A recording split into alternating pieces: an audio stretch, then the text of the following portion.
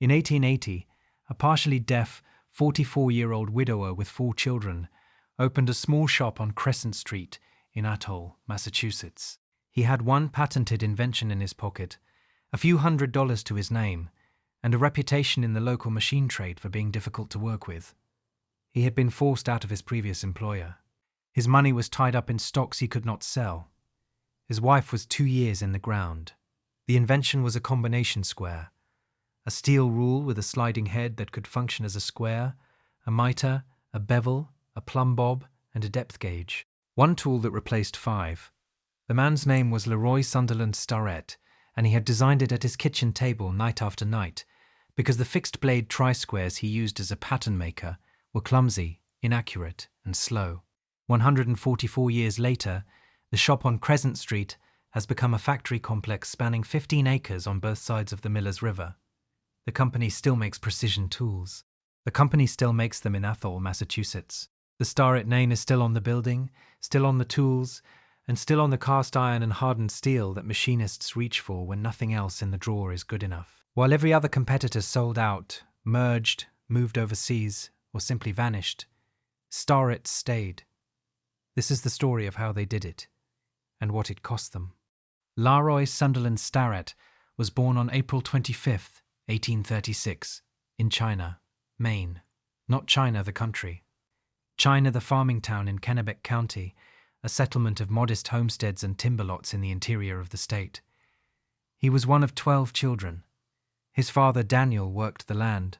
His mother Anna wove cloth on a loom in the house. One of Leroy's earliest memories was sitting under that loom as a small boy, picking up the shuttle his mother occasionally dropped while weaving fabric for the family's clothing. At 14, he was trusted to drive the family's oxen with cartloads of cordwood to Augusta, 12 miles away, a 17-hour round trip, often in temperatures well below freezing. He recalled later, with no sentimentality at all, that it seemed tough to think about, but he did not mind it at the time. The Starrett family was large and the farm was not prosperous. Making ends meet was a constant negotiation with the land and the weather. Leroy's education was confined to the winter months, when the fields did not need him. The rest of the year he worked. The discipline was physical, repetitive, and absolute. You planted when it was time to plant. You cut wood when it was time to cut. You hauled it to market regardless of the temperature. There was no abstraction in it. The economics of survival on a Maine farm in the 1840s and 1850s were measured in bushels, cords, and miles walked behind an ox.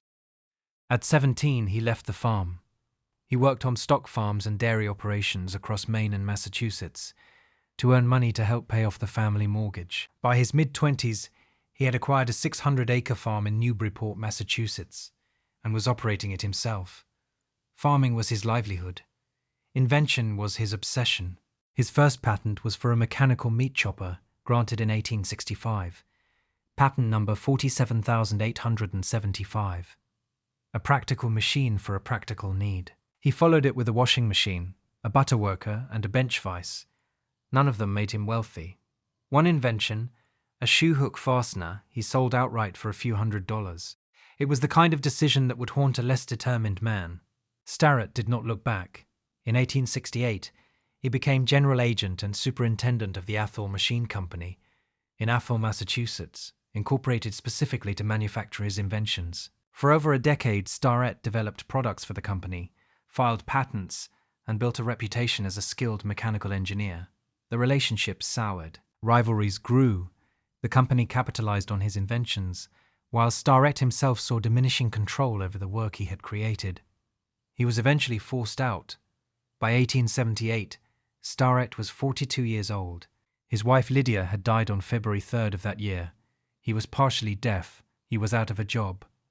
All his money was tied up in stocks he could not easily liquidate. He had 4 children to raise alone. Most men would have taken another position. Starrett sat down at his kitchen table and invented the combination square. The combination square was not a complicated idea. It was a precise one. A hardened steel rule graduated in fine increments, fitted with a cast head that could slide to any position along the blade and lock in place with a single thumb screw. The head was machined to provide a true 90-degree surface on one side and a true 45-degree surface on the other. A small spirit level was embedded in the head, A steel scribe was stored inside it. With one tool, a machinist or carpenter could mark a right angle, check a mitre, measure a depth, verify a surface was level, and scribe a line. 5 operations that had previously required 5 separate instruments, each of which had to be individually calibrated and maintained. The engineering problem Starrett solved was not merely one of convenience. It was one of cumulative error. Every time a tradesman switched from one tool to another, he introduced a new source of potential inaccuracy. The square might be true, but the rule might be worn. The bevel might be set correctly, but the level might have shifted. Each separate instrument was a separate variable. Each variable was a chance for the final measurement to drift from the truth. The combination square eliminated the variables by integrating them into a single, precisely machined assembly. One reference surface, one graduated rule, one locking mechanism. The tool was only as accurate as its worst component, so Starrett made sure every component was as accurate as the best available metallurgy and machining could deliver. The patent was filed in 1879. Starrett established his own manufacturing shop on Crescent Street in Athol in 1880 to produce the tool himself. He was done making other people rich from his ideas. The combination square sold immediately. Machinists understood it on sight. The geometry was self-evident. The construction was flawless. The steel was harder and more accurately ground than anything else available. Within 2 years, Starrett had appointed sales agents in London and Paris. A shop in a small Massachusetts mill town was selling precision tools to Europe before it had been in business for 3 years. Through the 1880s, the product line expanded with a discipline that bordered on compulsion: steel rules, tapes, micrometers, calipers, dividers, surface gauges, beveling instruments, center tri-squares. Each tool was patented as it was perfected. Each patent was defended as aggressively as it was filed. By 1887, Starrett held numerous patents and was manufacturing a catalogue of instruments that no single competitor could match. He was not building one tool. He was building a system, a complete toolkit for the professional machinist, every piece made to the same standard, every piece carrying the same name.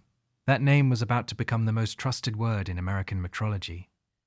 The factory grew the way the catalogue grew, methodically, permanently, and entirely within the borders of Athol, Massachusetts. As demand increased through the 1890s, Starrett expanded to the other side of Crescent Street. In 1894, the compound grew to span the Millers River. By 1901, the facility occupied some 60,000 square feet. A year later, a new building of more than twice that floor space was erected on an adjoining site. The buildings were brick. The machinery was heavy iron. The river provided water and power. The town provided labor. The enterprise was incorporated in 1900, with Starrett as president and treasurer, alongside 4 other stockholders and directors. The company was family-controlled. It would remain family-controlled for the next century. By 1906, the Athol factory employed approximately 1,000 workers. A second plant in Springfield, Massachusetts, manufactured calipers. The company reported assets of $8.6 million in 1918, an extraordinary figure for a tool company that had started in a single room 38 years earlier. The product line by this time was immense. Micrometer gauges in more than 30 different styles, nearly 200 types of calipers and dividers, steel rules graduated to tolerances that the average person could not see with the naked eye, hacksaws, bandsaws, levels, dial indicators, precision ground flat stock, granite surface plates, optical measuring projectors, micrometers, calipers, dial indicators, steel rules, depth gauges, height gauges, squares, protractors, dividers, scribes, center punches, saw blades, hole saws, gauge blocks. Over 5,000 individual product variations, each one manufactured to tolerances measured in 10,000ths of an inch. The word for this is metrology, the science of measurement itself. Not the act of measuring a piece of wood or a length of pipe, but the discipline of ensuring that the tools doing the measuring are themselves accurate to a degree that borders on the philosophical. A Starrett micrometer does not simply measure a shaft. It certifies, to a tolerance finer than a human hair, that the shaft is what the engineer says it is. This is the difference between a tool and an instrument. A tool does work. An instrument guarantees truth. Laroy Starrett died on April 23, 1922, 2 days before his 86th birthday. He had taken out approximately 100 patents over his lifetime. By the time of his death, the Athol factory was being hailed as the largest plant in the world, wholly devoted to the manufacture of fine mechanical tools. The company maintained offices and stores in New York, Chicago, and London, with special agencies across Europe and South America. The man who had started with a kitchen table drawing and a shop on Crescent Street had built a global precision empire from a mill town of a few thousand people in western Massachusetts. His heirs kept it running. His great-grandson would eventually serve as president. The family did not sell. The family did not leave. The Great Depression hit Athol the way it hit every manufacturing town in America. Hard. When Starrett was reincorporated in 1929, its assets had fallen to $4.8 million. By 1934, the workforce had been cut from over 1,000 to just 402. Assets had dropped to $3.8 million. The company posted deficits in both 1932 and 1933. Dividends were suspended, but the company did not close. It did not sell. It did not seek a buyer. In 1934, on sales of just over $1.3 million, Starrett earned a net income of $190,134. It was a thin margin, earned in the worst economic conditions the country had ever seen, but it was enough. Dividends resumed. The factory stayed open. The workers who remained continued to grind, fit, calibrate, and ship. By the time the economy recovered, Starrett had its full workforce back and its product line intact. The Depression had not weakened the company. It had proved that the company could survive conditions that destroyed less disciplined enterprises. The Athol factory was not simply a building where tools were made. It was an ecosystem. Generations of the same families worked inside it. A grandfather who ground micrometer spindles in 1920 raised a son who assembled dial indicators in 1955, who raised a daughter who calibrated digital readout instruments in 1990. The skill was inherited, refined, and passed forward in the same building, on the same river, in the same town. The tolerances demanded by Starrett's product lines created a workforce that could not be replicated by training programs or technical schools alone.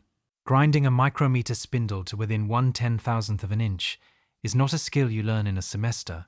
It is a skill you learn over years, under the supervision of someone who learned it over years before you. The knowledge is in the hands. It is in the sound the grinder makes when the stone is cutting correctly. It is in the feel of the thimble when the spindle seats against the anvil. This is the kind of workforce that cannot be outsourced. You cannot ship it to a lower-cost jurisdiction. You cannot automate it with a CNC program. The machine can hold the tolerance. The human confirms it is true. Through 2 world wars, Starrett's factory ran at capacity. The same precision instruments that allowed machinists to build engines and gears in peacetime allowed them to build weapons, aircraft components, and ammunition casings in wartime. Every shell casing needed to be measured. Every gun barrel needed to be gauged. Every aircraft part needed to be verified against a tolerance that, if missed, meant a failure in the air. During the First World War, Starrett's instruments were essential to the sudden industrialization of the American war effort. Factories that had built sewing machines and bicycles were retooled to produce rifles and artillery shells. Those factories needed measuring instruments, and they needed them immediately. Starrett's catalogue was the answer. The company did not make weapons. It made the tools that ensured the weapons worked. By the Second World War, the scale was even greater. The American industrial machine, the arsenal of democracy, ran on measurement. Every Liberty ship, every B-17 bomber, every Sherman tank, every round of .30 caliber ammunition required precision at some stage of its manufacture, and precision required instruments. Starrett micrometers sat on workbenches in factories from Connecticut to California, in the hands of machinists, many of them women entering the trade for the first time, building the output that won the war. Starrett did not pivot to military production the way some manufacturers did. Starrett did not need to pivot. The military needed exactly what Starrett had always made: instruments that told the truth, to tolerances that mattered, in conditions where inaccuracy killed people. After the Second World War, Starrett expanded internationally. A factory was opened in São Paulo, Brazil, in 1956. A plant in Scotland followed in 1958. These subsidiaries manufactured saw blades and a limited line of precision tools for regional markets. The core precision instruments, the micrometers, the combination squares, the gauge blocks, continued to come from Athol.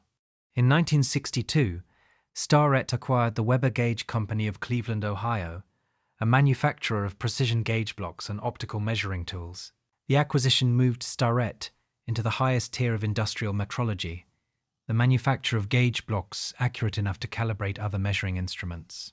A gauge block does not measure a part, it measures a micrometer. It is the standard against which the standard is checked. In 1970, Starrett acquired Herman Stone Company, a granite product maker. In 1986, Evans Rule Company. In 1990, Sigma Optical. Each acquisition added a capability. None of them replaced the core. The Korean War created a surge in orders. The Cold War sustained it. The space program deepened it. Every rocket engine, every guidance system, every heat shield, every fuel injector required measurement. And the instruments doing the measuring had to be more accurate than the parts they were certifying. By the mid-1990s, foreign operations accounted for 26% of sales. The Athol factory complex occupied 15 acres of company-owned land. The company employed approximately 2,000 people worldwide. The president was Douglas A. Starrett, the great-grandson of the founder. Same family, same factory, same river, same town. Then the river changed direction. The late 20th century was a massacre for New England manufacturing. The textile mills went first, decades earlier, then the shoe factories, then the machine shops, then the precision tool companies. One by one, the brick buildings along the rivers of Massachusetts, Connecticut, and Rhode Island went dark. The workers who had spent careers inside them found that their skills, refined over generations, had been declared too expensive by people who had never held a micrometer in their lives. The mechanism was always the same.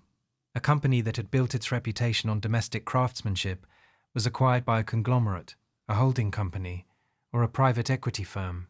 The new owners looked at the cost of American labor, compared it to the cost of Chinese or Mexican or Dominican Republic labor, and made a calculation.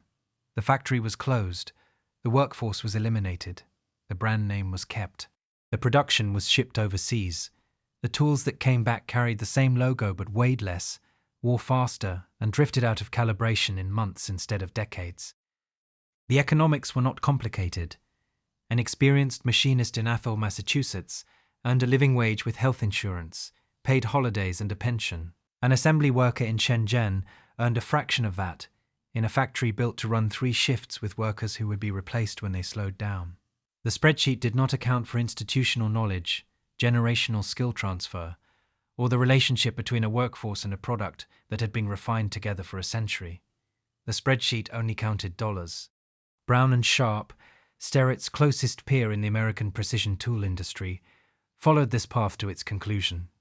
Founded in 1833 in Providence, Rhode Island, Brown Sharpe was once the gold standard of American metrology. By the end of the 20th century, the company had been swallowed by conglomerates, its manufacturing dispersed, its identity erased. The name still exists. The company does not. Not in the way it once did. Not in the way that mattered. This is what was supposed to happen to Starrett. The financial pressure was enormous.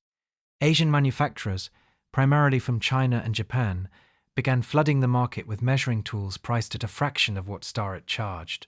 A Chinese-made micrometer could be purchased for $15. A Starrett micrometer cost $80 or more.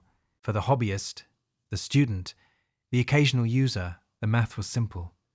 For the purchasing department at a mid-sized manufacturer, the spreadsheet said the same thing. Buy cheap, buy often, replace when broken. The bean counters arrived, not necessarily inside Starrett itself, but around it. Analysts, shareholders, consultants, the entire apparatus of modern American corporate finance that views a factory as a cost center and a brand name as a transferable asset. The logic was relentless. Move production to China. Keep the Starrett name. Sell the tools at the same premium. Pocket the margin. Starrett did not do it. The company made a conscious, deliberate, and financially painful decision to keep its core precision tool lines in Massachusetts. The micrometers would be ground in Athol. The combination squares would be assembled in Athol. The gauge blocks would be certified in Athol. The Miller's River would keep running past the same brick walls it had run past since 1894. This was not sentimentality. It was a judgment about what the Starrett name actually meant. A Starrett micrometer that was manufactured in a Chinese factory to Chinese tolerances and inspected by a Chinese workforce that had no generational relationship with the product was not a Starrett micrometer. It was a Chinese micrometer with an American label. The machinist picking it up would know the difference. The thimble would tell him. The feel would tell him. The first measurement that came back wrong would tell him. Starrett bet that the professional machinist, the tool and die maker, the metrologist, the inspector on the aerospace production line, would continue to pay the premium for the real thing. And that bet has held. A professional machinist does not buy a micrometer the way a consumer buys a household gadget. A micrometer is not a purchase. It is a relationship. A machinist who buys a Starrett micrometer at the beginning of a career expects to use it for 30 years. He expects it to read true on the first day and on the 10,000th day. He expects the thimble to feel the same at year 20 as it did at year 1. He expects to be able to send it back to the factory for calibration and receive it back with a certificate that confirms what his hands already told him. It is still accurate. A $15 Chinese micrometer cannot offer that. It is not designed to offer that. It is designed to be adequate for a limited time at a minimal price. For a hobbyist measuring a bracket in a home workshop, it is sufficient.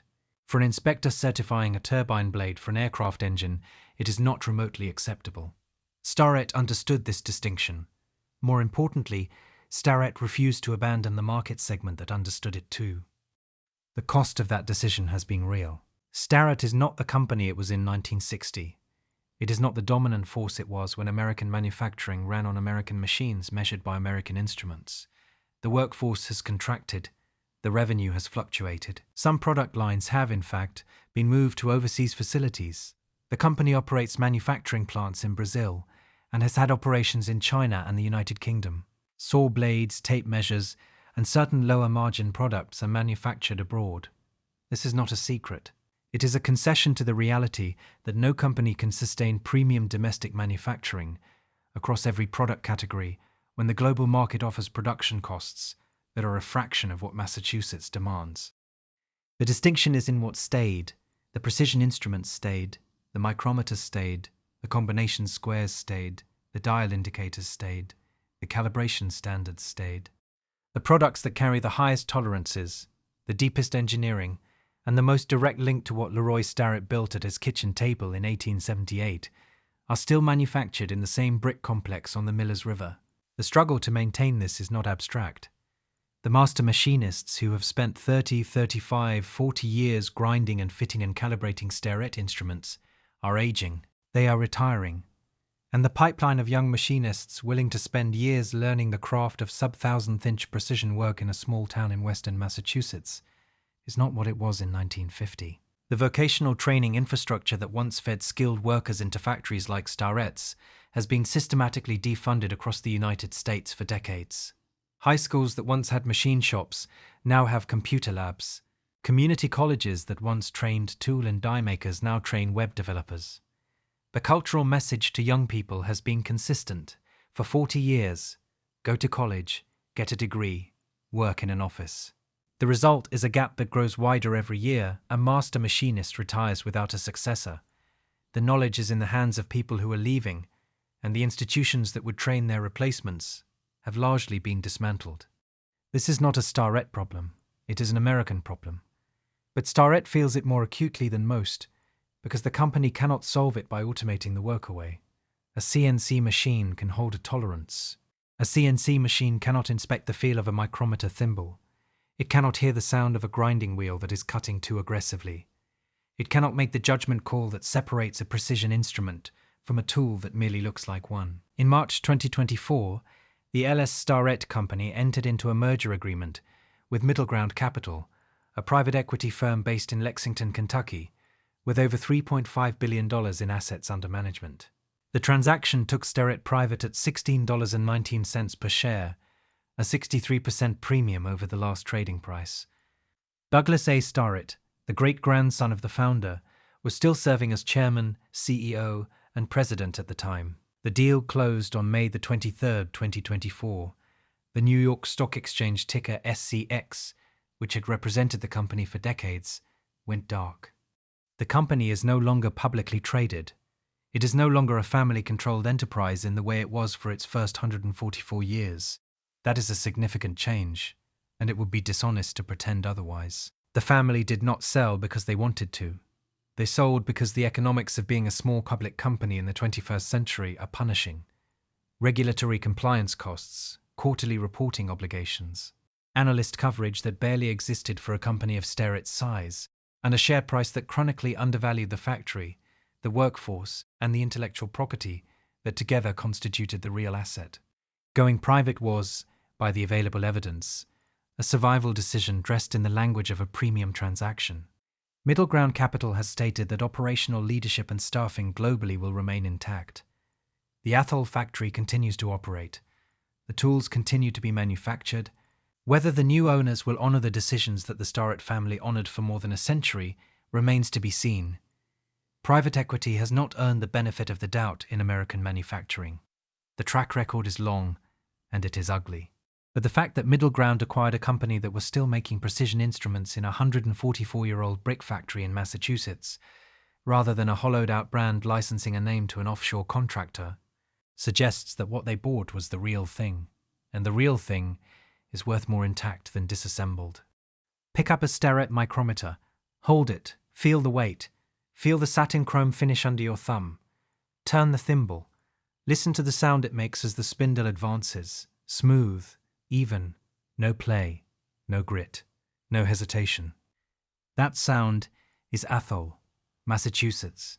That sound is 3 generations of grinders and fitters who learned their craft in the same building their grandfathers walked into.